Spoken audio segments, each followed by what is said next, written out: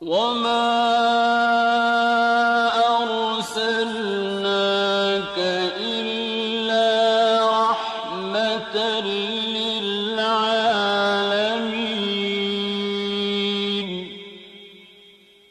نبی کریم صلی اللہ علیہ وسلم بنی نوع انسان کے لیے اللہ کے آخری نبی ہیں، اور آپ پر نازل ہونے والی کتاب قرآن مجید اللہ تعالیٰ کی آخری کتاب ہے، لہذا نبی کریم صلی اللہ علیہ وسلم کی پاکیزہ زندگی امت مسلمہ کے لیے تا قیامت واجب الاتباع، رشد و ہدایت کا ابدی سرچشمہ اور ذریعہ نجات ہے۔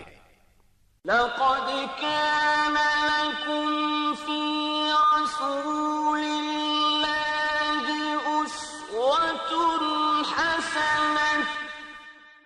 یقیناً رسول اللہ کی زندگی تمہارے لیے بہترین نمونہ ہے، لہذا رحمت للعالمین کی سیرت مطہرہ کا مطالعہ ہر مسلمان کی زندگی کا لازمی حصہ قرار پایا۔ مسلمان مردوں، عورتوں اور بچوں کی اسی ضرورت کے پیش نظر دارالسلام اسٹوڈیو نے نبی رحمت صلی اللہ علیہ وسلم کی سیرت طیبہ پر سیٹ تیار کیا ہے، جس کی تیاری میں قرآن مجید، صحیح احادیث اور مستند سیرت کی کتابوں سے استفادہ کیا گیا ہے۔ اس سیٹ میں سیرت النبی صلی اللہ علیہ وسلم کو مفصل طور پر بیان کیا گیا ہے۔ نبی صلی اللہ علیہ وسلم کی زندگی کے تمام پہلو اور واقعات ترتیب وار انتہائی دلچسپ انداز، خوبصورت آواز اور آسان الفاظ میں بیان کیے گئے ہیں۔ لیجیے سماعت فرمائیے رحمت للعالمین۔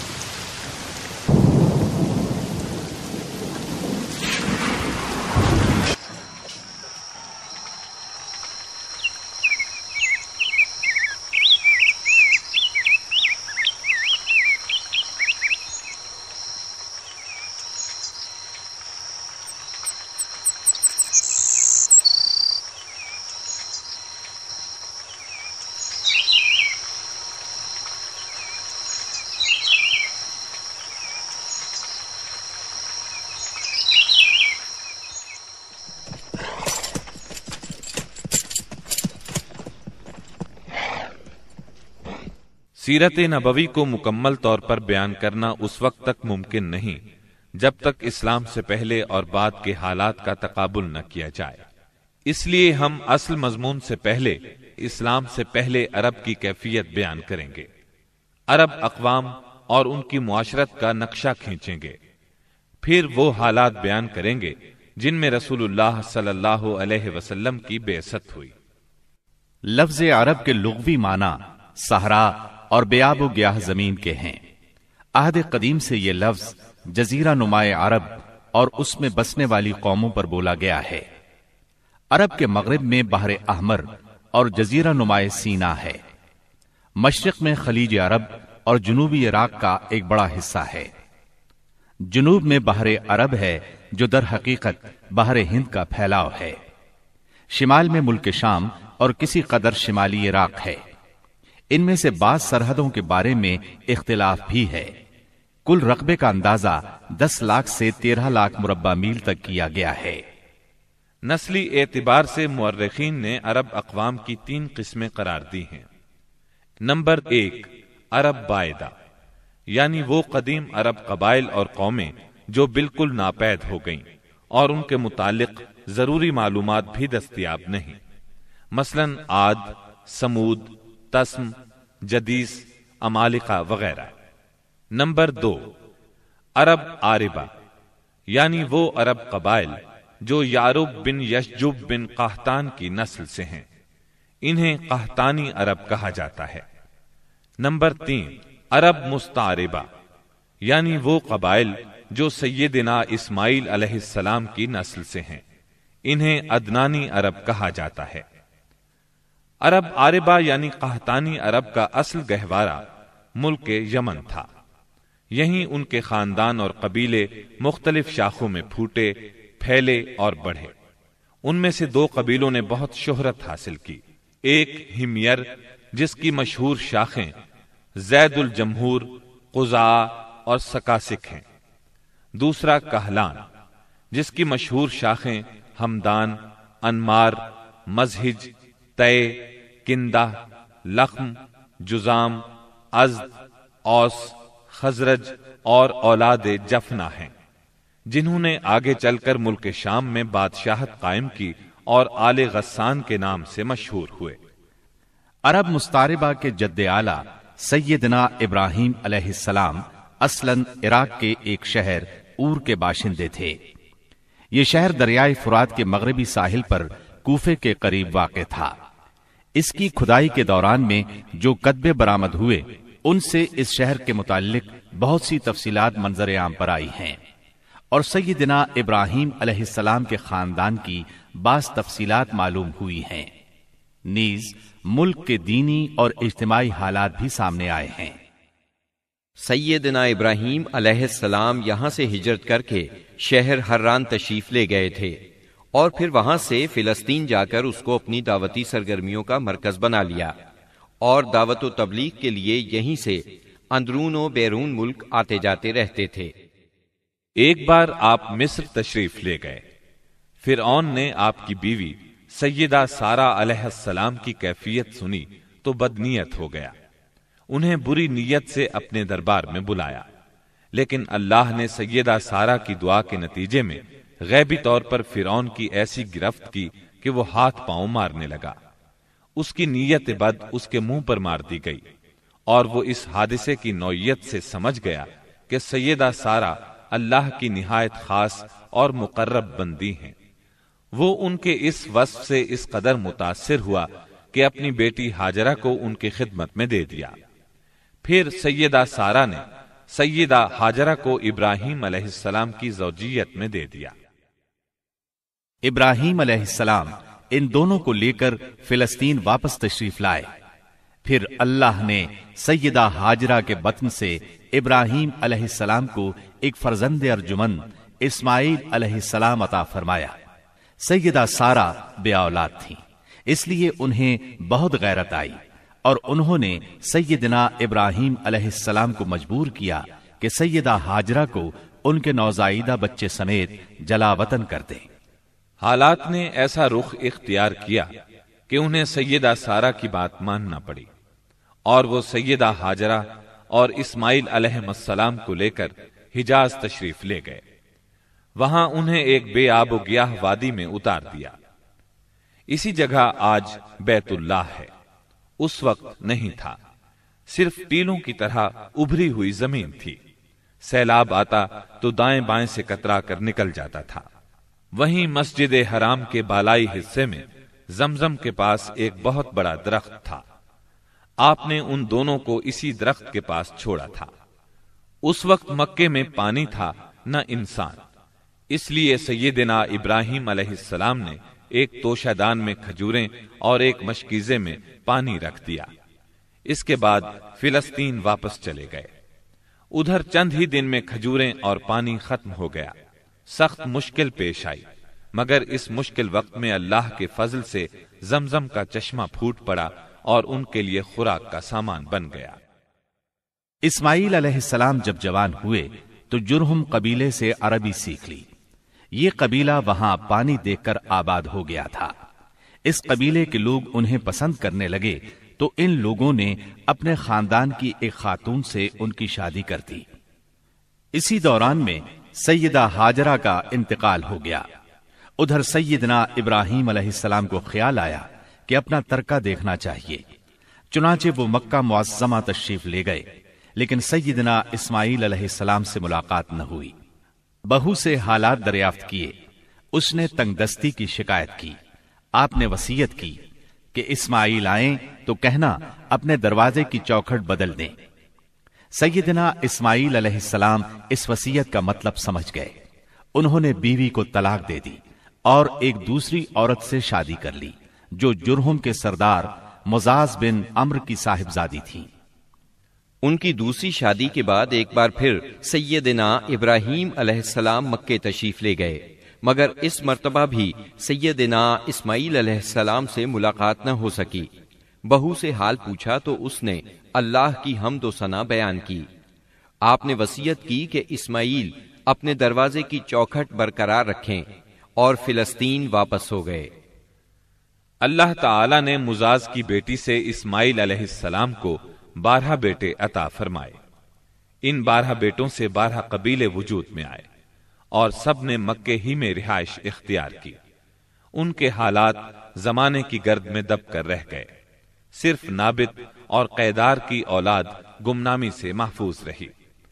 قیدار بن اسماعیل علیہ السلام کی نسل مکہ معظمہ ہی میں پھیلتی پھولتی رہی، یہاں تک کہ عدنان اور پھر ان کے بیٹے معد کا زمانہ آ گیا۔ عدنانی عرب کا سلسلہ نسب صحیح طور پر یہیں تک محفوظ ہے۔ عدنان نبی صلی اللہ علیہ وسلم کے سلسلہ نسب میں 21ویں پشت میں آتے ہیں۔ بہرحال معد کے بیٹے نزار سے کئی خاندان وجود میں آئے۔ دراصل نزار کے 4 بیٹے تھے اور ہر بیٹا ایک بڑے قبیلے کی بنیاد ثابت ہوا۔ چاروں کے نام یہ ہیں: ایاد، انمار، ربیہ اور مزر۔ ان میں سے آخری 2 قبیلوں کی شاخیں اور شاخوں کی شاخیں بہت زیادہ ہوئیں۔ چنانچہ ربیہ سے اسد بن ربیہ، انزا، عبد القیس، وائل، بکر، تغلب اور بنو حنیفہ وغیرہ وجود میں آئے۔ مزر کی اولاد 2 بڑے قبیلوں میں تقسیم ہوئی۔ نمبر 1 قیس اعلان بن مزر، نمبر 2 الیاس بن مزر۔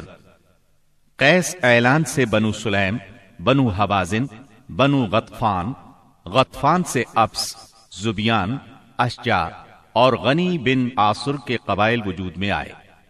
الیاس بن مزر سے تمیم بن مرہ، حزیل بن مدرکہ، بنو اسد بن خزیمہ اور کنانہ بن خزیمہ کے قبائل وجود میں آئے۔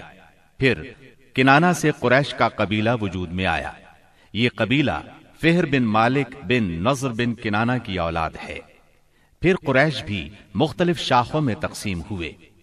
مشہور قریشی شاخوں کے نام یہ ہیں: جمح، سہم، عدی، مخزوم، تیم، زہرہ اور قصی بن کلاب کے خاندان، یعنی عبد الدار، اسد بن عبد العزا اور عبد مناف۔ یہ تینوں قصی کے بیٹے تھے۔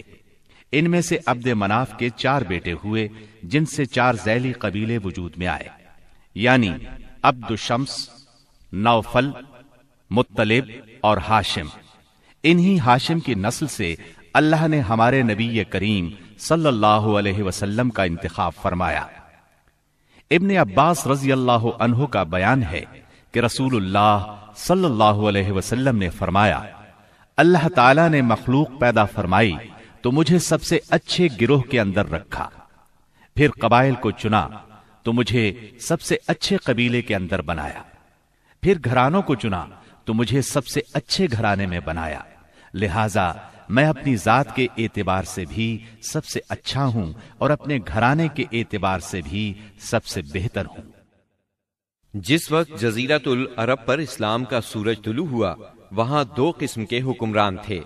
ایک تاجپوش بادشاہ جو حقیقت میں مکمل طور پر آزاد اور خود مختار نہیں تھے، اور دوسرے قبائلی سردار جنہیں اختیارات کے لحاظ سے وہی حیثیت حاصل تھی جو تاجپوش بادشاہوں کی تھی، لیکن ان کی اکثریت کو ایک مزید امتیاز یہ حاصل تھا کہ وہ مکمل طور پر آزاد اور خود مختار تھے۔ اس وقت تاجپوش حکمران یہ تھے: شاہان یمن، شاہان آل غسان یعنی شام، اور شاہان ہیرا یعنی عراق۔ باقی عرب حکمران تاجپوش نہ تھے۔ عرب عاربہ میں سے قدیم ترین قوم سبا تھی۔ اور یعنی عراق سے جو کتبات برآمد ہوئے ان میں 2500 سال قبل مسیح کی اس قوم کا ذکر ملتا ہے، لیکن اس کے عروج کا زمانہ 11 صدی قبل مسیح سے شروع ہوتا ہے۔ اس کی تاریخ کے اہم ادوار یہ ہیں: 650 قبل مسیح سے پہلے کا دور۔ اس دور میں سبا کے بادشاہوں کا لقب مکرب سبا تھا۔ ان کا پایہ تخت سرواہ تھا، جس کے کھنڈرات آج بھی معارب کے مغرب میں ایک دن کے فاصلے پر پائے جاتے ہیں۔ یہ کھنڈرات خریبہ کے نام سے مشہور ہیں۔ اسی دور میں معارب کے مشہور بند کی بنیاد رکھی گئی، جسے یمن کی تاریخ میں بہت اہمیت حاصل ہے۔ 650 قبل مسیح سے 115 قبل مسیح تک کا دور۔ اس دور میں سبا کے بادشاہوں نے مکرب کا لفظ چھوڑ کر ملک یعنی بادشاہ کا لقب اختیار کر لیا اور سرواہ کی بجائے معارب کو اپنا دارالسلطنت بنایا۔ اس شہر کے کھنڈرات آج بھی صنعاء سے 60 میل مشرق میں پائے جاتے ہیں۔ 115 قبل مسیح سے 300 عیسوی تک کا دور۔ اس دور میں سبا کی مملکت پر قبیلہ ہمیر کو غلبہ حاصل رہا اور اس نے معارب کی بجائے ریدان کو اپنا پایہ تخت بنایا۔ پھر ریدان کا نام ظفار پڑ گیا، جس کے کھنڈرات آج بھی شہر یریم کے قریب ایک دائرہ نما پہاڑی پر پائے جاتے ہیں۔ اسی دور میں قوم سبا کا زوال شروع ہوا۔ 300 عیسوی کے بعد سے آغاز اسلام تک کا دور۔ اس دور میں یمن کے اندر مسلسل اضطراب اور انتشار برپا رہا۔ انقلابات آئے، خانہ جنگیاں ہوئیں اور بیرونی قوموں کو مداخلت کے مواقع ہاتھ آئے، یہاں تک کہ ایک وقت ایسا بھی آیا کہ یمن کی آزادی سلب ہو گئی۔ چنانچہ اسی دور میں رومیوں نے عدن پر فوجی قبضہ کیا اور ان کی مدد سے حبشیوں نے ہمیر اور ہمدان کی آپس میں کشمکش سے فائدہ اٹھایا اور 340 عیسوی میں پہلی بار یمن پر قبضہ کیا۔ یہ قبضہ 378 عیسوی تک برقرار رہا۔ اس کے بعد یمن کی آزادی تو بحال ہو گئی، مگر معارب کے مشہور بند میں رکھنے پڑنا شروع ہو گئے، یہاں تک کہ 450 عیسوی یا 451 عیسوی میں بند ٹوٹ گیا اور وہ عظیم سیلاب آیا جس کا ذکر قرآن مجید کی سورہ سبا میں سیل ارم کے نام سے کیا گیا ہے۔ پھر 523 عیسوی میں ایک اور سنگین حادثہ پیش آیا، وہ یہ کہ یمن کے یہودی بادشاہ زونواس نے نجران کے عیسائیوں پر ایک ہیبت ناک حملہ کیا۔ انہیں عیسائی مذہب چھوڑنے پر مجبور کرنے کی کوشش کی۔ جب وہ اس پر آمادہ نہ ہوئے تو زونواس نے خندقیں کھدوا کر انہیں بھڑکتی ہوئی آگ میں جھونک دیا۔ قرآن مجید کی سورہ بروج میں اسی لرزہ خیز واقعے کی طرف اشارہ موجود ہے۔ اس واقعے کا نتیجہ یہ ہوا کہ عیسائیت انتقام لینے پر تل گئی۔ وہ پہلے ہی رومی بادشاہوں کی قیادت میں بلا وجہ عرب کی فتوحات کے لیے تیاری کر چکے تھے، اپنے علاقوں کو وسیع کرنا چاہتے تھے۔ انہوں نے حبشیوں کو یمن پر حملے کی ترغیب دی، انہیں باہری بیڑا مہیا کیا۔ حبشیوں نے رومیوں کی شہ پا کر 525 عیسوی میں اریات کی قیادت میں 70,000 فوج سے یمن پر دوبارہ قبضہ کر لیا۔ قبضے کے بعد اریات نے شاہ حبش کے گورنر کی حیثیت سے یمن پر حکمرانی کی، لیکن پھر اس کی فوج کے ایک ماتحت کمانڈر ابرہا نے اسے قتل کر کے خود اقتدار پر قبضہ جما لیا اور شاہ حبش کو بھی راضی کر لیا کہ وہ اس کے قبضے کو تسلیم کر لے۔ یہ وہی ابرہا ہے جس نے بعد میں خانہ کعبہ کو ڈھانے کی کوشش کی اور ایک لشکر جرار کے علاوہ چند ہاتھیوں کو بھی فوج کشی کے لیے ساتھ لایا، جس کی وجہ سے یہ لشکر اصحاب الفیل کے نام سے مشہور ہوا۔ عراق اور اس کے نواحی علاقوں پر سائرس اعظم کے زمانے ہی سے اہل فارس کی حکمرانی چلی آ رہی تھی۔ اسے کوروش کبیر، خورس یا سائرس ذوالقرنین بھی کہا جاتا ہے۔ اس کا زمانہ 557 تا 529 قبل مسیح ہے۔ اس کے مقابلے میں کسی کو آنے کی جرت نہیں تھی، یہاں تک کہ 326 قبل مسیح میں سکندر مقدونی نے دارا اول کو شکست دے کر فارسیوں کی طاقت توڑ دی، جس کے نتیجے میں ان کا ملک ٹکڑے ٹکڑے ہو گیا اور طوائف الملوکی شروع ہو گئی۔ یہ انتشار 230 عیسوی تک جاری رہا۔ اسی دوران میں قحطانی قبائل نے اپنا وطن چھوڑ کر عراق کے ایک بہت بڑے اور شاداب سرحدی علاقے پر بود و باش اختیار کر لی۔ پھر عدنانی لوگ اپنا وطن چھوڑ کر اس طرف آئے۔ انہوں نے لڑ بھڑ کر جزیرہ فراتیہ کے ایک حصے پر اپنا قبضہ جما لیا۔ ادھر 226 عیسوی میں اردشیر نے جب ساسانی حکومت کی داغ بیل ڈالی تو رفتہ رفتہ فارسیوں کی طاقت ایک بار پھر پلٹ آئی۔ اردشیر کے عہد میں حیرہ، بادیات العراق اور جزیرے کے ربیعی اور مزری قبائل پر جزیمت الوضاح کی حکمرانی تھی۔ شاہان حیرہ کے پاس فارسی فوج کی ایک یونٹ ہمیشہ رہا کرتی تھی، جس سے بادیہ نشین عرب باغیوں کی سرکوبی کا کام لیا جاتا تھا۔ یہ بات تو مشہور ہے کہ مکے میں آبادی کا آغاز سیدنا اسماعیل علیہ السلام سے ہوا۔ آپ نے 137 سال کی عمر پائی اور تاحیات مکے کے سربراہ اور بیت اللہ کے متولی رہے۔ آپ کے بعد آپ کے 2 صاحبزادگان نابت پھر قیدار یا قیدار پھر نابت یکے بعد دیگرے مکے کے والی ہوئے۔ ان کے بعد ان کے نانا مزاز بن عمر جرہمی نے اقتدار اپنے ہاتھ میں لے لیا۔ اس طرح مکے کی سربراہی بنو جرہم کی طرف منتقل ہو گئی اور ایک مدت تک انہی کے ہاتھ میں رہی۔ سیدنا اسماعیل علیہ السلام کا زمانہ قریباً 2000 برس قبل مسیح ہے۔ اس حساب سے مکے میں قبیلہ جرہم کا وجود کوئی 2100 برس تک رہا اور ان کی حکمرانی قریباً 2000 برس تک رہی۔ بنو خزاعہ نے مکہ پر قبضہ کرنے کے بعد بنو بکر کو شامل کیے بغیر تنہا اپنی حکمرانی قائم کی۔ البتہ 3 اہم اور امتیازی منصب مزری قبائل کے حصے میں آئے۔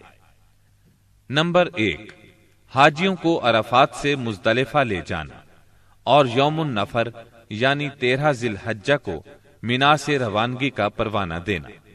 یہ حج کے سلسلے کا آخری دن ہے۔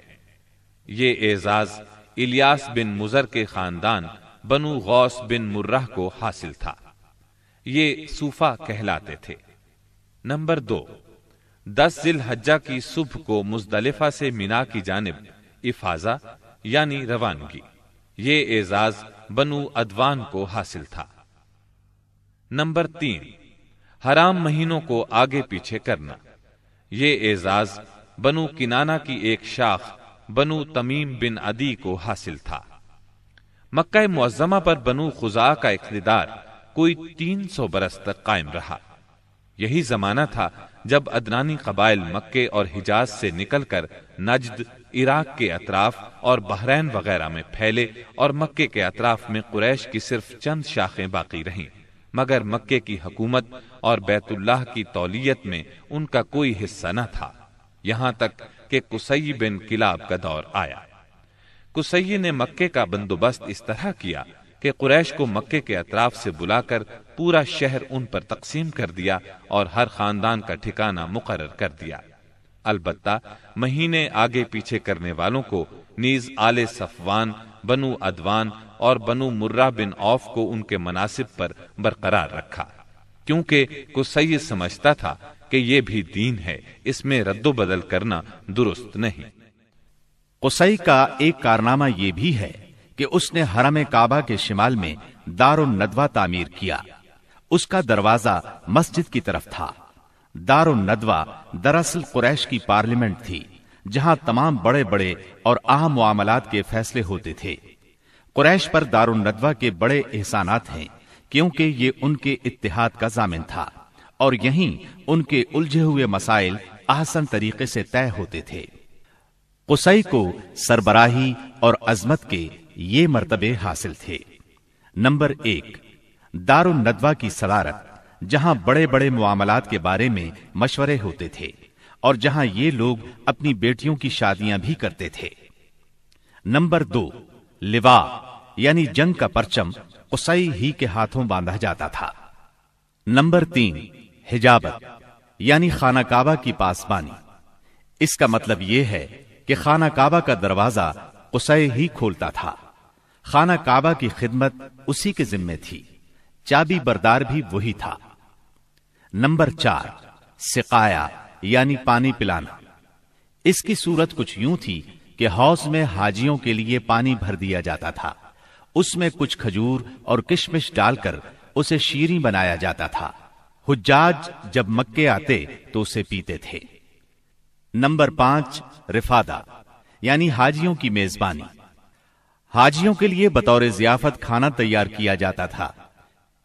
اس مقصد کے لیے قصی نے قریش پر ایک خاص رقم مقرر کر رکھی تھی۔ یہ رقم حج کے موسم میں قصی کے پاس جمع ہو جاتی تھی۔ وہ اس رقم سے حاجیوں کے لیے کھانا تیار کراتا تھا۔ جو لوگ تنگ دست ہوتے یا جن کے پاس توشہ نہ ہوتا وہ یہی کھانا کھاتے تھے۔ ان کے علاوہ کچھ اور عہدے بھی تھے جنہیں قریش نے آپس میں تقسیم کر رکھا تھا۔ ان کی تفصیل یہ ہے۔ نمبر 1، ایثار یعنی فال گیری، قسمت کا حال دریافت کرنے کے لیے بتوں کے پاس جو تیر رکھے رہتے تھے ان کی تولیت۔ یہ منصب بنو جمح کو حاصل تھا۔ نمبر 2، مالیات کا نظم یعنی بتوں کا تقرب حاصل کرنے کے لیے جو نذرانے اور قربانیاں پیش کی جاتی تھیں ان کا انتظام کرنا، جھگڑوں اور مقدمات کا فیصلہ کرنا۔ یہ کام بنو سہم کو سونپا گیا۔ نمبر 3، شورا، یہ اعزاز بنو اسد کو حاصل تھا۔ نمبر 4، اشناق یعنی دیت اور جرمانوں کا نظم۔ اس منصب پر بنو تیم فائز تھے۔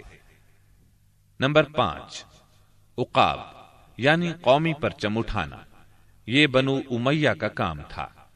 نمبر 6، قبہ یعنی فوجی کیمپ کا انتظام اور شاہ سواروں کی قیادت، یہ کام بنو مخزوم کے حصے میں آیا تھا۔ نمبر 7، سفارت، یہ منصب بنو عدی کا تھا۔ ہم قحطانی اور عدنانی قبائل کے وطن چھوڑنے کا ذکر کر چکے ہیں۔ ان قبائل میں سرداری نظام رائج تھا۔ قبیلے خود اپنا سردار مقرر کرتے تھے۔ قبائلی سرداروں کا درجہ اپنی قوم میں بادشاہوں جیسا تھا۔ قبیلہ صلح اور جنگ میں بہرحال اپنے سردار کے فیصلے کا پابند ہوتا تھا۔ سردار کو وہی اقتدار اور اختیارات حاصل تھے جو کسی بادشاہ کو ہوا کرتے ہیں۔ حتیٰ کہ بعض سرداروں کا یہ حال تھا کہ اگر کبھی وہ بگڑ جاتے تھے تو ہزاروں تلواریں بے نیام ہو جاتی تھیں، اور وہ یہ بھی نہیں پوچھتے تھے کہ سردار کے غصے کا سبب کیا ہے۔ اب رہا سیاسی حالات کا مسئلہ۔ جزیرت العرب کے 3 سرحدی علاقے تھے۔ یہ تینوں غیر ممالک کے پڑوس میں تھے۔ ان کی سیاسی حالت سخت پریشان کن تھی۔ وہاں انتشار کی کیفیت تھی۔ صورتحال زوال پذیر تھی۔ انسان مالک تھا یا غلام، حاکم تھا یا محکوم، بس انہی 2 طبقوں میں بٹا ہوا تھا۔ تمام تر فوائد سربراہوں کو، خاص طور پر غیر ملکی سربراہوں کو حاصل تھے، اور سارا بوجھ غلاموں کے سر تھا۔ وہ طرح طرح کے ظلم و ستم برداشت کرتے تھے، زبان نہیں کھول سکتے تھے کیونکہ حکمرانی جبری تھی۔ انسانی حقوق نام کی کسی چیز کا دور دور تک وجود نہیں تھا۔ عرب کے عام باشندے اسماعیل علیہ السلام کی دعوت و تبلیغ کے نتیجے میں دین ابراہیم کے پیروکار تھے، اس لیے صرف اللہ کی عبادت کرتے تھے اور توحید پر کاربند تھے۔ لیکن وقت گزرنے کے ساتھ ساتھ انہوں نے اللہ کے احکامات کو بھلا دیا، پھر بھی ان کے اندر توحید اور دین ابراہیمی کے کچھ آثار باقی رہے، کچھ شعائر پر وہ عمل پیرا رہے، یہاں تک کہ بنو خزاعہ کا سردار عمرو بن لوہی منظر عام پر آیا۔ اس کی نشو و نما نیکی، صدقہ و خیرات اور دینی باتوں سے گہری دلچسپی پر ہوئی تھی، اس لیے لوگوں نے اسے محبت کی نظر سے دیکھا، اسے بڑا عالم اور اللہ کا ولی سمجھ کر اس کی پیروی کی۔ پھر اس شخص نے ملک شام کا سفر کیا۔ اس نے دیکھا وہاں بتوں کی پوجا ہو رہی تھی۔ اس نے سمجھا یہ طریقہ بھی اچھا ہے اور برحق ہے، کیونکہ ملک شام پیغمبروں کی سرزمین تھی، آسمانی کتابیں وہاں نازل ہوئی تھیں۔ چنانچہ واپسی پر وہ وہاں سے اپنے ساتھ حبل بت بھی لے آیا اور اسے خانہ کعبہ کے اندر نصب کر دیا، اور اہل مکہ کو اللہ کے ساتھ شرک کی دعوت دی۔ اہل مکہ نے اس پر لبیک کہا۔ اس کے بعد بہت جلد حجاز کے باشندے بھی شامل ہو گئے، وہ بھی ان کے نقش قدم پر چل پڑے۔ اس طرح عرب میں بت پرستی کا آغاز ہوا۔ حبل کے علاوہ عرب کے قدیم ترین بتوں میں سے ایک منات تھا۔ یہ بحر احمر کے ساحل پر قدید کے قریب مشلل میں نصب تھا۔ اس کے بعد طائف میں لات نامی بت وجود میں آیا، پھر وادی نخلا میں عزا کا بت نصب کیا گیا۔ یہ تینوں عرب کے سب سے بڑے بت تھے۔ اس کے بعد حجاز کے ہر خطے میں شرک کی کثرت اور بتوں کی بھرمار ہو گئی۔ کہا جاتا ہے کہ ایک جن عمرو بن لحی کے تابع تھا، اس نے بتایا کہ قوم نوح کے بت یعنی ود، سوا، یغوث، یعوق اور نصر جدہ میں دفن ہیں۔ اس اطلاع پر عمرو بن لحی جدہ گیا اور ان بتوں کو کھود نکالا، پھر ان کو تہامہ لایا، اور جب حج کا زمانہ آیا تو انہیں مختلف قبائل کے حوالے کیا۔ یہ قبائل ان بتوں کو اپنے اپنے علاقوں میں لے گئے۔ اس طرح ہر قبیلے میں پھر ہر گھر میں ایک ایک بت ہو گیا۔ اسی پر بس نہیں کی گئی، اس کے بعد مشرکین نے مسجد حرام کو بھی بتوں سے بھر دیا۔ چنانچہ جب مکہ فتح ہوا تو بیت اللہ اور اس کے گردا گرد 360 بت تھے، جن کو خود رسول اللہ صلی اللہ علیہ وسلم نے اپنے دست مبارک سے توڑا۔ آپ ہر ایک بت کو چھڑی سے ٹھوکر مارتے اور وہ گر جاتا۔ پھر آپ نے حکم دیا، ان تمام بتوں کو مسجد حرام سے باہر نکال دو۔ چنانچہ ان سارے بتوں کو مسجد حرام سے باہر نکال کر جلا دیا گیا۔ غرض شرک اور بت پرستی اہل جاہلیت کے دین کا سب سے بڑا مظہر بن چکی تھی، اور ان لوگوں کو یہ گھمنڈ بھی تھا کہ وہ سیدنا ابراہیم علیہ السلام کے دین پر ہیں۔ پھر اہل جاہلیت کے یہاں بت پرستی کے کچھ خاص طریقے بھی رائج تھے، جو زیادہ تر عمرو بن لحی کے گھڑے ہوئے تھے۔ یہ جاہل لوگ سمجھتے تھے کہ عمرو بن لحی کے طریقے دین ابراہیمی میں تبدیلی نہیں بلکہ بدعت حسنہ ہیں۔ ان میں بت پرستی کی کیا کیا رسمیں رائج تھیں، اس کی تفصیل بھی سن لیں۔ نمبر 1، اس دور کے جاہل مشرک بتوں کے پاس مجاور بن کر بیٹھتے تھے، ان کی پناہ ڈھونڈتے تھے، انہیں زور زور سے پکارتے تھے، حاجت روائی اور مشکل کشائی کے لیے ان کو پکارتے تھے اور سمجھتے تھے کہ وہ اللہ سے سفارش کر کے ہماری مراد پوری کرا دیں گے۔ نمبر 2، وہ بتوں کا حج اور طواف کرتے تھے، ان کے سامنے عجز و نیاز سے پیش آتے تھے اور انہیں سجدہ کرتے تھے۔ نمبر 3، بتوں کے لیے نذرانے اور قربانیاں پیش کرتے اور قربانی کے ان جانوروں کو کبھی بتوں کے آستانوں پر لے جا کر ذبح کرتے تھے اور کبھی کسی اور جگہ ذبح کر لیتے تھے، مگر بتوں کے نام پر ذبح کرتے تھے۔ ذبح کی ان دونوں صورتوں کا ذکر اللہ تعالیٰ نے سورۃ المائدہ کی آیت نمبر 3 میں کیا ہے۔ وَمَا ذُبِحَ عَلَى النُّصُبِ، یعنی وہ جانور بھی حرام ہیں جو آستانوں پر ذبح کیے گئے ہوں۔ دوسری جگہ یعنی سورہ انعام کی آیت 121 میں فرماتے ہیں، وَلَا تَأْكُلُوا مِمَّا لَمْ يُذْكَرِ اسْمُ اللَّهِ عَلَيْهِ، یعنی اس جانور کا گوشت مت کھاؤ جس پر اللہ کا نام نہ لیا گیا ہو۔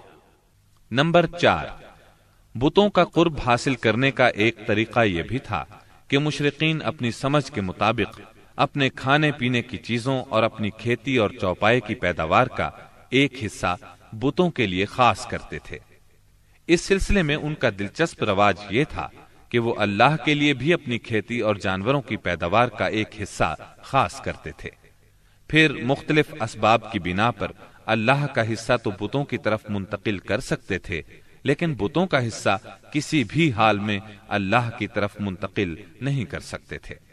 اس بری عادت کا تذکرہ بھی اللہ تعالی نے سورہ انعام کی آیت 136 میں کیا ہے۔ وَجَعَلُوا لِلَّهِ مِمَّا ذَرَأَ مِنَ الْحَرْثِ وَالْأَنْعَامِ نَصِيبًا فَقَالُوا هَذَا لِلَّهِ بِزَعْمِهِمْ وَهَذَا لِشُرَكَائِنَا فَمَا كَانَ لِشُرَكَائِهِمْ فَلَا يَصِلُ إِلَى اللَّهِ وَمَا كَانَ لِلَّهِ فَهُوَ يَصِلُ إِلَى شُرَكَائِهِمْ سَاءَ مَا يَحْكُمُونَ۔ اللہ نے جو کھیتی اور چوپائے پیدا کیے ہیں اس کا ایک حصہ انہوں نے اللہ کے لیے مقرر کیا، اور بزعم خود کہتے ہیں کہ یہ اللہ کے لیے ہے اور یہ ہمارے شرکاء کے لیے ہے۔ تو جو ان کے شرکاء کے لیے ہوتا ہے وہ تو اللہ کے لیے نہیں پہنچتا، مگر جو اللہ کے لیے ہوتا ہے وہ ان کے شرکاء تک پہنچ جاتا ہے۔ کتنا برا ہے وہ فیصلہ جو یہ لوگ کرتے ہیں۔ نمبر 5، بتوں کا قرب حاصل کرنے کا ایک طریقہ یہ بھی تھا کہ وہ مشرکین کھیتی اور چوپایوں میں مختلف قسم کی نظریں مانتے تھے۔ اللہ تعالی سورہ انعام کی آیت 138 میں فرماتے ہیں، وَقَالُوا هَٰذِهِ أَنْعَامٌ وَحَرْثٌ حِجْرٌ لَّا يَطْعَمُهَا إِلَّا مَن نَّشَاءُ بِزَعْمِهِمْ وَأَنْعَامٌ حُرِّمَتْ ظُهُورُهَا وَأَنْعَامٌ لَّا يَذْكُرُونَ اسْمَ اللَّهِ عَلَيْهَا افْتِرَاءً عَلَيْهِ۔ ان مشرکین نے اپنے خیال پر یہ بھی کیا کہ یہ چوپائے اور کھیتیاں ممنوع ہیں، انہیں وہی کھا سکتا ہے جسے ہم چاہیں، اور یہ وہ چوپائے ہیں جن کی پیٹھ حرام کی گئی ہے، یعنی نہ ان پر سواری کی جا سکتی ہے اور نہ سامان لادا جا سکتا ہے، اور کچھ چوپائے ایسے ہیں جن پر یہ لوگ اللہ پر افتراء کرتے ہوئے اللہ کا نام نہیں لیتے۔ یہ تھے ان کے عقائد۔ انہی جانوروں میں بحیرہ، سائبہ، وسیلہ اور حام تھے۔ سیرت نگار ابن اسحاق کہتے ہیں، بحیرہ سائبہ کی بچی کو کہا جاتا ہے، اور سائبہ اس اونٹنی کو کہا جاتا ہے جس سے پے در پے 10-12 مادہ بچے پیدا ہوں، درمیان میں کوئی نر نہ ہو۔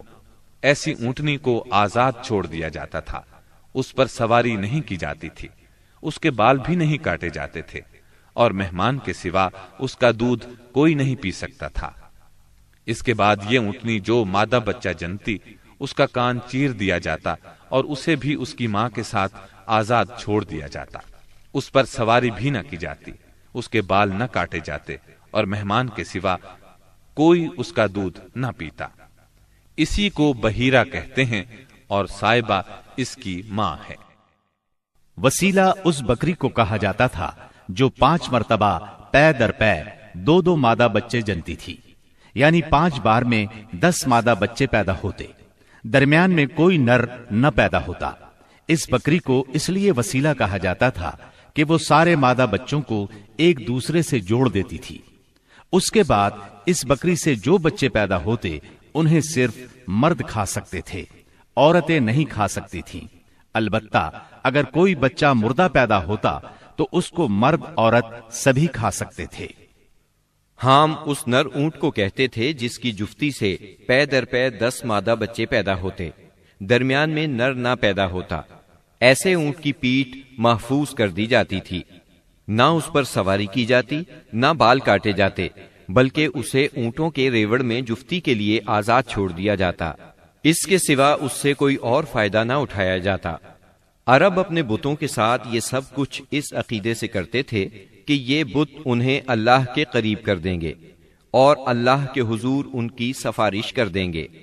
چنانچہ مشرکین جو کہتے تھے، قرآن کریم میں اللہ تعالیٰ نے سورہ زمر کی آیت نمبر 3 میں اس طرح تذکرہ کیا ہے، ما نعبدهم إلا ليقربونا إلى الله زلفى۔ ہم ان کی عبادت صرف اس لیے کر رہے ہیں کہ وہ ہمیں اللہ کے قریب کر دیں۔ اسی طرح قرآن کریم کی سورہ یونس آیت 18 میں یہ الفاظ آئے ہیں، وَيَعْبُدُونَ مِن دُونِ اللَّهِ مَا لَا يَضُرُّهُمْ وَلَا يَنفَعُهُمْ وَيَقُولُونَ هَؤُلَاءِ شُفَعَاؤُنَا عِندَ اللَّهِ۔ یہ مشرکین اللہ کے سوا ان کی عبادت کرتے ہیں جو انہیں نہ نفع پہنچا سکیں نہ نقصان، اور کہتے ہیں کہ یہ اللہ کے پاس ہمارے سفارشی ہیں۔ مشرکین عرب کاہنوں، عرافوں اور نجومیوں کی خبروں پر بھی ایمان رکھتے تھے۔ کاہن اسے کہتے ہیں جو آنے والے واقعات کی پیش گوئی کرے اور جو چھپے ہوئے رازوں کے جاننے کا دعویٰ کرے۔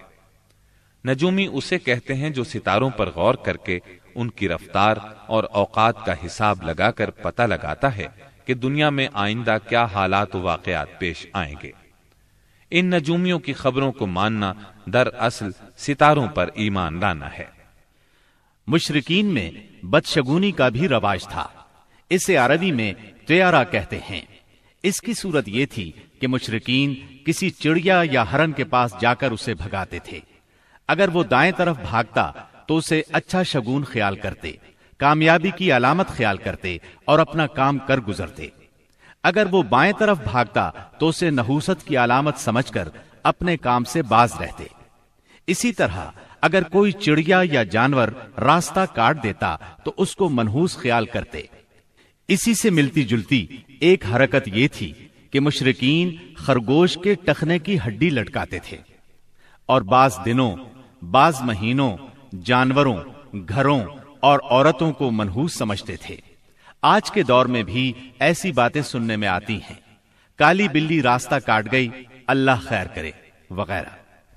قریش کی ایک بدعت یہ تھی کہ وہ کہتے تھے ہم سیدنا ابراہیم علیہ السلام کی اولاد ہیں، حرم کے پاسبان، بیت اللہ کے والی اور مکے کے باشندے ہیں، کوئی شخص ہمارا ہم مرتبہ نہیں اور نہ کسی کے حقوق ہمارے حقوق کے مساوی ہیں۔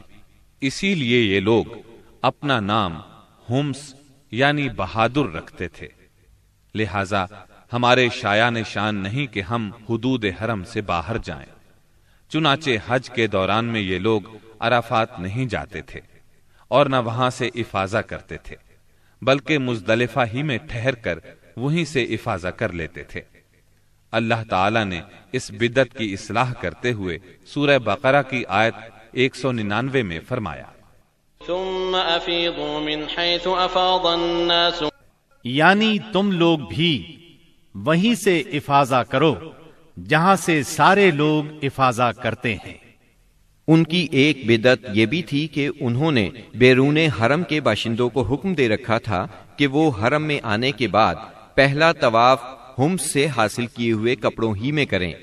چنانچہ ان کا کپڑا اگر دستیاب نہ ہوتا تو مرد ننگے طواف کرتے اور عورتیں اپنے سارے کپڑے اتار کر صرف ایک چھوٹا سا کھلا کرتا پہن لیتیں اور اسی میں طواف کرتیں اور دوران طواف یہ شعر پڑھتیں، اليوم يبدو بعضه او كله وما بدأ منه فلا احله، آج کچھ یا ساری شرمگاہ کھل جائے گی، لیکن جو کھل جائے میں اسے دیکھنا حلال قرار نہیں دیتی۔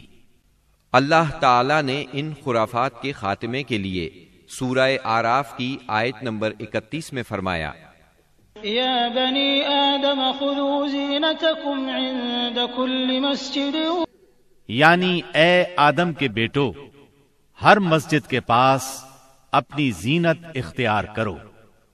یہی دین یعنی شرک و بت پرستی اور توہمات و خرافات پر مبنی عقیدے والا دین عام اہل عرب کا دین تھا۔ اس کے علاوہ جزیرۃ العرب کے مختلف اطراف میں یہودیت، مسیحیت، مجوسیت اور سابعیت نے بھی قدم جما لیے تھے۔ جزیرۃ العرب میں یہود کا دور اس وقت سے شروع ہوتا ہے جب فلسطین میں بابل اور آشور کی حکومت کی فتوحات کی وجہ سے یہودیوں کو اپنا وطن چھوڑنا پڑا۔ اس حکومت کی سخت گیری اور بخت نصر کے ہاتھوں یہودی بستیوں کی تباہی اور ویرانی، ان کے ہیکل کی بربادی اور ان کی اکثریت کی ملک بابل سے جلا وطنی کا نتیجہ یہ ہوا کہ یہود کی ایک جماعت فلسطین چھوڑ کر حجاز کے شمالی اطراف میں آ بسی اور یثرب، خیبر اور تیماء میں آباد ہو کر یہاں اپنی باقاعدہ بستیاں بسا لی، قلعے تعمیر کر لیے اور گڑھیاں بنا لی۔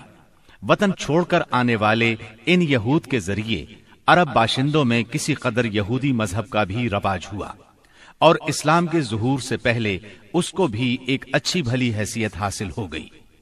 اسلام کے ظہور کے وقت مشہور یہودی قبائل یہ تھے: خیبر، نذیر، مستلق، قریظہ اور قینقاع۔ جہاں تک عیسائی مذہب کا تعلق ہے، بلاد عرب میں اس کی آمد حبشی اور رومی قبضہ گیروں اور فاتحین کے ذریعے ہوئی۔ یمن پر حبشیوں کا قبضہ پہلی بار 340 عیسوی میں ہوا اور 378 عیسوی تک برقرار رہا۔ اس دوران یمن میں مسیحی مشن کام کرتا رہا۔ قریباً اسی زمانے میں ایک متقی اور پرہیزگار شخص فیمیون نجران پہنچا اور وہاں کے باشندوں میں عیسائی مذہب کی تبلیغ کی۔ نجران کے لوگوں کو اس کے دین میں کچھ ایسی سچی علامات نظر آئیں کہ وہ عیسائی ہو گئے۔ جہاں تک مجوسی مذہب کا تعلق ہے تو اسے زیادہ تر اہل فارس کے ہمسایہ عربوں میں فروغ حاصل ہوا، مثلا عراق، عرب، بحرین، ہجر اور خلیج عربی کے ساحلی علاقے۔ ان کے علاوہ یمن پر فارسی قبضے کے دوران میں وہاں بھی اکا دکا افراد نے مجوسیت قبول کی۔ باقی رہا صابی مذہب، تو عراق کے آثار قدیمہ کی کھدائی کے دوران جو کتبات برآمد ہوئے ان سے پتہ چلتا ہے کہ یہ ابراہیم علیہ السلام کی کلدانی قوم کا مذہب تھا۔ دور قدیم میں شام و یمن کے بہت سے باشندے بھی اسی مذہب کے پیروکار تھے۔ عرب کے باقی دینوں کے ماننے والوں کا حال مشرکین ہی جیسا تھا، کیونکہ ان کے دل یکساں تھے، عقائد ایک سے تھے اور رسم و رواج میں ہم آہنگی تھی۔ جزیرۃ العرب کے سیاسی اور مذہبی حالات بیان کرنے کے بعد اب وہاں کے اجتماعی، اقتصادی اور اخلاقی حالات کا خاکہ مختصراً پیش کرتے ہیں۔ عرب آبادی مختلف طبقات میں بٹی ہوئی تھی۔ ہر طبقے کے حالات ایک دوسرے سے بہت زیادہ مختلف تھے۔ چنانچہ معزز طبقے میں مرد اور عورت کا تعلق خاصا ترقی یافتہ تھا۔ عورت کو بہت کچھ خود مختاری حاصل تھی، اس کی بات مانی جاتی تھی، اس کا اس قدر احترام اور حفاظت کی جاتی کہ اس کی خاطر تلواریں سونت لی جاتی تھی، خون ریزی ہو جاتی تھی۔ آدمی جب اپنی شجاعت اور بہادری پر بات کرنا چاہتا، اپنی تعریف کرنا چاہتا تو عموماً عورت ہی کو مخاطب کرتا۔ شجاعت اور سخاوت کی صفات کو ان کے درمیان بہت بڑا مقام حاصل تھا۔ اکثر اوقات ان میں صلح کے لیے عورت ہی بڑا کردار ادا کرتی تھی۔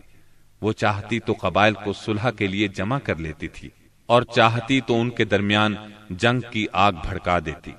لیکن ان تمام باتوں کے باوجود خاندان کا سربراہ مرد ہی کو مانا جاتا تھا اور اس کی بات فیصلہ کن ہوتی تھی۔ اس طبقے میں مرد اور عورت کا تعلق عقد نکاح کے ذریعے ہوتا تھا۔ یہ نکاح عورت کے ولیوں کی نگرانی میں انجام پاتا تھا۔ عورت کو ان کی ولایت کے بغیر نکاح کا حق نہیں تھا۔ ایک طرف طبقہ اشراف یعنی معزز لوگوں کا یہ حال تھا، تو دوسری طرف دوسرے طبقات میں مرد عورت کے اختلاط کی اور بھی کئی صورتیں تھیں، جنہیں بدکاری، بے حیائی، فحاشی اور زناکاری کے سوا کوئی اور نام نہیں دیا جا سکتا۔ زمانہ جاہلیت میں کسی حد کے بغیر متعدد بیویاں رکھنا ایک عام بات تھی۔ لوگ دو سگی بہنوں کو بھی بیک وقت اپنے نکاح میں رکھ لیتے تھے۔ باپ کے بیوی کو طلاق دینے کے بعد یا اس کے فوت ہونے پر بیٹا اپنی سوتیلی ماں سے بھی نکاح کر لیتا تھا۔ طلاق کا اختیار مرد کو حاصل تھا اور اس کی کوئی حد مقرر نہیں تھی۔ زناکاری تمام طبقات میں عروج پر تھی، کوئی طبقہ یا انسانوں کی کوئی قسم اس سے مستثنا نہ تھی۔ البتہ کچھ مرد اور کچھ عورتیں ایسے ضرور تھے جنہیں اپنی بڑائی کا احساس اس برائی کی کیچڑ میں لت پت ہونے سے باز رکھتا تھا۔ پھر آزاد عورتوں کا حال لونڈیوں کی نسبت اچھا تھا۔ اصل مصیبت لونڈیاں ہی تھیں۔ ایسا لگتا ہے جیسے ان جاہلوں کی اکثریت اس برائی کی طرف منسوب ہونے میں کوئی آر بھی محسوس نہیں کرتی تھی۔ جاہلیت میں باپ بیٹے کا تعلق بھی مختلف نوعیت کا تھا۔ کچھ تو ایسے تھے جو کہتے تھے انما اولادنا بیننا اکبادنا تمشی علی الارض، یعنی ہماری اولاد ہمارے کلیجے ہیں جو روئے زمین پر چلتے پھرتے ہیں۔ جبکہ دوسری طرف کچھ لوگ ایسے بھی تھے جو لڑکیوں کو رسوائی اور خرچ کے خوف سے زندہ دفن کر دیتے تھے اور بچوں کو فقر و فاقے کے ڈر سے مار ڈالتے تھے۔ تاہم یہ کہنا مشکل ہے کہ یہ سنگ دلی بڑے پیمانے پر رائج تھی، کیونکہ عرب اپنے دشمنوں سے اپنی حفاظت کے لیے دوسروں کی بنسبت کہیں زیادہ اپنی اولاد کو بہتر سمجھتے تھے اور اس بات کا احساس بھی رکھتے تھے۔ مطلب یہ کہ مجموعی طور پر ان کی حالت بہت کمزور تھی، عقل سے عاری تھی اور ذلت میں گھری ہوئی تھی۔ جہالت نے ان کو اپنے گھیرے میں لیا ہوا تھا۔ خرافات کا دور دورہ تھا، لوگ جانوروں جیسی زندگی گزار رہے تھے، عورت بیچی اور خریدی جاتی تھی، بعض اوقات اس سے مٹی اور پتھر جیسا سلوک کیا جاتا تھا۔ قوم کے باہمی تعلقات کمزور بلکہ ٹوٹے ہوئے تھے۔ رہ گئیں حکومتیں تو ان کو صرف اپنا خزانہ بھرنے سے غرض تھی یا مخالفوں پر فوج کشی کرنے کی فکر۔ اقتصادی حالت بھی خراب تھی۔ صرف تجارت ان کے نزدیک ضروریات زندگی حاصل کرنے کا سب سے اہم ذریعہ تھی، اور تجارت کے لیے امن و سلامتی کی فضا کا ہونا ضروری ہے، ورنہ تجارتی آمد و رفت نہیں ہو سکتی۔ جبکہ ان کا حال یہ تھا کہ سوائے حرمت والے مہینوں کے امن اور سلامتی کا کہیں وجود نہ تھا۔ یہی وجہ ہے کہ صرف حرمت والے مہینوں میں عرب کے مشہور بازار اکاز، ذی المجاز اور مجنہ لگتے تھے۔ جہاں تک صنعتوں کا معاملہ ہے تو عرب اس میدان میں ساری دنیا سے پیچھے تھے۔ کپڑے کی بنائی اور چمڑے کی دباغت وغیرہ کی شکل میں جو چند صنعتیں پائی بھی جاتی تھیں وہ زیادہ تر یمن، ہیرا اور شام سے ملے ہوئے علاقوں میں تھی۔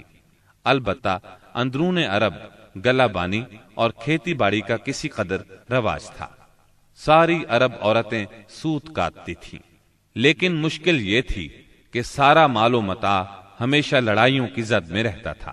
غربت عام تھی، لوگ ضروری لباس تک سے محروم تھے۔ یہ بات تو مشہور ہے کہ اہل جاہلیت میں کمینی اور رذیل عادات پائی جاتی تھی، عقل کے خلاف باتوں کی بھرمار تھی، تاہم ان میں کچھ پسندیدہ اخلاق بھی تھے۔ ان اخلاق کو دیکھ کر انسان دنگ رہ جاتا تھا۔ نمبر 1، کرم و سخاوت۔ یہ اہل جاہلیت کی خوبی تھی جس میں وہ ایک دوسرے سے آگے نکل جانے کی کوشش کرتے تھے، اور اس پر فخر کرنے کا عالم یہ تھا کہ عرب کے آدھے اشعار اسی کی نظر ہو جاتے تھے۔ اس وصف کی بنیاد پر کوئی اپنی تعریف کرتا تھا تو کوئی دوسروں کی۔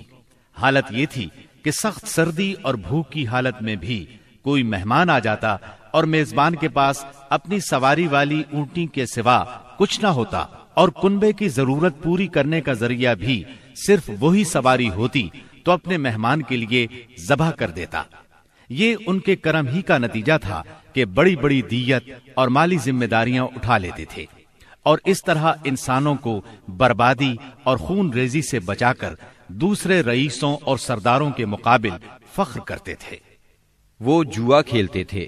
ان کا خیال تھا یہ بھی سخاوت کی ایک راہ ہے، کیونکہ انہیں جو نفع حاصل ہوتا یا نفع حاصل کرنے والوں کے حصے سے جو کچھ زائد بچ رہتا اس کو وہ مسکینوں کو دے دیتے تھے۔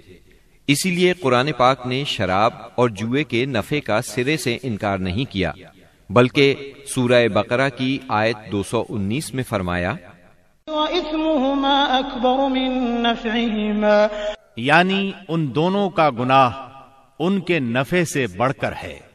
نمبر 2، ایفائے عہد یعنی وعدے کا پورا کرنا۔ دور جاہلیت کے اخلاق فاضلہ میں سے ہے۔ عہد کو ان کے نزدیک دین کی حیثیت حاصل تھی، جس سے وہ ہر حال میں چمٹے رہتے تھے، اور اس راستے میں اپنی اولاد کا خون اور اپنے گھر بار کی تباہی بھی ہیج سمجھتے تھے۔ نمبر 3، خودداری اور عزت نفس۔ اس پر قائم رہنا اور ظلم و جبر برداشت نہ کرنا بھی جاہلیت کے معروف اخلاق میں سے تھا۔ اس کا نتیجہ یہ تھا کہ ان کی شجاعت اور غیرت حد سے بڑھی ہوئی تھی۔ وہ فوراً بھڑک اٹھتے تھے اور چھوٹی سے چھوٹی توہین آمیز بات پر تلوار اور نیزہ اٹھا لیتے تھے، اور نہایت خون ریز جنگ چھڑ جاتی اور انہیں اس راہ میں اپنی جان کی قطعاً پرواہ نہ رہتی تھی۔ نمبر 4، عزائم کی تکمیل۔ اہل جاہلیت میں ایک خاص بات یہ بھی تھی کہ جب وہ کسی کام کو فخر اور ناز کا ذریعہ سمجھ کر انجام دینے پر تل جاتے تو پھر کوئی رکاوٹ انہیں روک نہیں سکتی تھی۔ وہ اپنی جان پر کھیل کر اس کام کو انجام دے ڈالتے تھے۔ نمبر 5، حلم، بردباری اور سنجیدگی۔ یہ خوبی بھی ان کے نزدیک قابل تعریف تھی، لیکن چونکہ ان میں شجاعت حد سے بڑھ کر تھی، ہر وقت جنگ و جدل پر آمادہ رہتے تھے، اس لیے یہ عادت بہت کم پائی جاتی تھی۔ نمبر 6، بدوی سادگی، یعنی رہن سہن کی الجھنوں اور داؤ پیچ سے ناواقف تھے۔ اس کا نتیجہ یہ تھا کہ ان میں سچائی اور امانت پائی جاتی تھی۔ دھوکہ دہی، بد عہدی سے دور تھے اور نفرت کرتے تھے۔ ہم سمجھتے ہیں کہ جزیرت العرب کو ساری دنیا سے جو جغرافیائی نسبت حاصل تھی، اس کے علاوہ یہی وہ قیمتی اخلاق تھے جن کی وجہ سے اہل عرب کو بنی نوع انسان کی قیادت اور رسالت عامہ کا بوجھ اٹھانے کے لیے منتخب کیا گیا تھا، کیونکہ یہ اخلاق اگرچہ بعض اوقات شر اور فساد کا سبب بن جاتے تھے اور ان کی وجہ سے المناک حادثات بھی پیش آ جاتے تھے، لیکن اپنی نوعیت کے بڑے قیمتی اخلاق تھے۔ یہ تھوڑی سی اصلاح کے بعد انسانی معاشرے کے لیے نہایت مفید بن سکتے تھے، اور یہی کام اسلام نے انجام دیا۔ غالباً ان کے اخلاق میں بھی ایفائے عہد کے بعد عزت نفس اور عزم کی پختگی سب سے زیادہ قیمتی اور نفع بخش جوہر تھا، کیونکہ اس زبردست قوت اور پختہ ارادے کے بغیر شر و فساد کا خاتمہ اور نظام عدل کا قیام ممکن نہیں۔ اہل جاہلیت کے کچھ اور بھی اچھے اخلاق تھے، لیکن ان سب کو بیان کیا جائے تو بات بہت طویل ہو جائے گی، لہذا انہی پر اکتفا کرتے ہوئے ہم آگے چلتے ہیں۔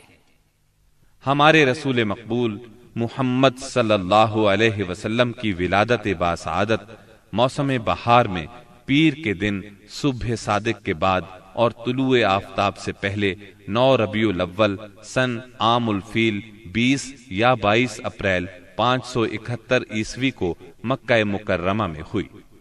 پیر کا دن آپ کی مبارک زندگی میں بڑی اہمیت کا حامل ہے۔ سیدنا ابن عباس رضی اللہ عنہ فرماتے ہیں کہ آپ پیر کو پیدا ہوئے، پیر کے دن آپ کو نبوت سے سرفراز فرمایا گیا، سوموار ہی کو مکے سے مدینے کی طرف ہجرت کے لیے نکلے، سوموار ہی کو آپ مدینہ منورہ تشریف لائے، اور آپ نے پیر ہی کے دن اس دار فانی کو خیر باد کہا۔ آپ کے پیدا ہوتے ہی آپ کے دادا عبد المطلب آپ کو گود میں اٹھا کر خانہ کعبہ میں لے گئے، آپ کے لیے دعا کی اور محمد نام رکھا۔ پوتے کی پیدائش کی خوشی میں 7ویں دن اپنے قبیلے کی دعوت کی۔ لوگوں نے آپ کے دادا سے پوچھا، آپ نے نومولود کا نام دوسرے لوگوں کے ناموں جیسا کیوں نہیں رکھا؟ انہوں نے جواب دیا، میں چاہتا ہوں میرے پوتے پر اس نام کا اثر پڑے اور میرا پوتا تعریف و توصیف حاصل کرے۔ آپ کی والدہ سیدہ آمنہ نے آپ کا نام احمد رکھا۔ انجیل میں بطور پیشگوئی آپ کے 2 نام آئے ہیں، فارقلید اور منہمنا۔ قرآن مجید کی سورہ انبیاء آیت 107 میں اللہ تعالیٰ نے آپ کو رحمت للعالمین کہا ہے۔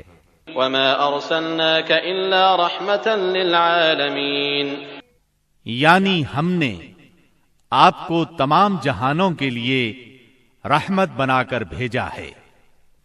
آپ کا نسب نامہ اس طرح ہے: محمد بن عبداللہ بن عبد المطلب بن ہاشم بن عبد مناف بن قصی بن کلاب بن مرہ بن کعب بن لعی بن غالب بن فہر بن مالک بن نظر بن کنانہ بن خزیمہ بن مدرکہ بن الیاس بن مزر بن نزار بن معد بن عدنان۔ اس بات پر سب کا اتفاق ہے کہ عدنان سیدنا اسماعیل علیہ السلام کی نسل سے ہیں، لیکن دونوں کے درمیان میں کتنی پشتیں ہیں اور ان کے نام کیا کیا ہیں، اس میں بہت اختلاف پایا جاتا ہے۔ آپ کی والدہ کا نام سیدہ آمنہ تھا۔ سیدہ آمنہ کے والد وہب بن عبد مناف بن زہرہ بن کلاب تھے۔ یہ وہی کلاب ہیں جو والد کی طرف سے بھی نبی صلی اللہ علیہ وسلم کے نسب نامے میں آتے ہیں۔ ان کا اصل نام عروہ یا حکیم تھا، لیکن کتوں کے ذریعے بکثرت شکار کھیلا کرتے تھے، اس لیے کلاب کے نام سے مشہور ہو گئے۔ عربی میں کلاب کتوں کو کہتے ہیں۔ آپ اسماعیل علیہ السلام کی اولاد میں سے ہیں۔ اسماعیل علیہ السلام کی خاطر جب اللہ تعالیٰ نے زمزم کا کنواں جاری کیا تو قبائل جرہم اور ایاد کے خانہ بدوش عرب سیدہ ہاجرہ کی اجازت سے وہاں آ کر رہائش پذیر ہوئے۔ کعبے کے متولی اسماعیل علیہ السلام اور ان کی اولاد رہی۔ ایک عرصے کے بعد بنو جرہم اور سیدنا اسماعیل کی اولاد میں کعبے کی تولیت کے سلسلے میں جھگڑا ہوا تو کعبے کی خدمت اور تولیت اولاد اسماعیل اور بنو جرہم میں تقسیم ہو گئی، اور جب بنو خزاعہ نے لڑ کر مکے پر قبضہ کیا تو ایک مدت تک کعبے کی تولیت بھی ان کے پاس رہی، لیکن بنو اسماعیل بہرحال مکے ہی میں رہے۔ ان کے ایک فرد کلاب نے شمالی عرب میں قبیلہ قزاع میں شادی کی، اس سے قصی پیدا ہوئے، وہ جوان ہو کر اپنے قبیلے میں واپس آ گئے۔ خسر کی وفات کے بعد قصی نے اپنے ننھیال کی مدد سے بنو خزاعہ کو مجبور کیا کہ وہ شہر چھوڑ کر مضافات میں جا بسا۔ بنو خزاعہ کے سردار نے کعبے کے قیمتی چڑھاووں کو زمزم کے کنویں میں ڈال کر اس کو پاٹ دیا اور کنواں غائب ہو گیا۔ پھر قصی کو بہت بڑا اقتدار حاصل ہوا، اس کی اولاد پھلی پھولی اور اسے قوم کا بہت بڑا سردار تسلیم کیا گیا۔ قصی نے مکے میں ایک شہری مملکت کا آغاز کیا، وہاں دارالندوہ یعنی پارلیمنٹ اور ٹیکس کے نئے محکمے قائم کیے، لیکن وفات کے وقت حکومت اپنے بچوں میں تقسیم کر دی، کسی کو کعبے کی رکھوالی سونپی، کسی کو چابی دی، کسی کو فوج کی قیادت تو کسی کو ٹیکس کا حساب کتاب سونپا۔ بعد کی نسلوں میں انتظامات کی مزید تقسیم در تقسیم ہوئی۔ آغاز اسلام کے وقت وہاں 10 سرداروں کی ایک مجلس کار فرما نظر آتی تھی۔ قصی کے 4 بیٹے تھے، ان میں عبد مناف بڑے نامور اور صاحب عزت ہوئے۔ عبد مناف کے بھی 4 بیٹے تھے، ان میں ہاشم شہرت میں سبقت لے گئے۔ ہاشم آپ کے پردادا تھے، بہت دولت مند ہونے کے ساتھ ساتھ سخاوت، مروت اور احسان میں بھی بے مثال تھے۔ ہاشم کہلانے کی وجہ یہ تھی کہ ان کے عہد میں ایک مرتبہ مکہ مکرمہ میں قحط پڑ گیا۔ یہ فلسطین گئے اور اونٹوں پر آٹے کی بہت سی بوریاں لاد لائے، بہت سے اونٹ ذبح کیے، ان کا شوربہ تیار کیا، روٹیاں پکوائیں، ان روٹیوں کو شوربے میں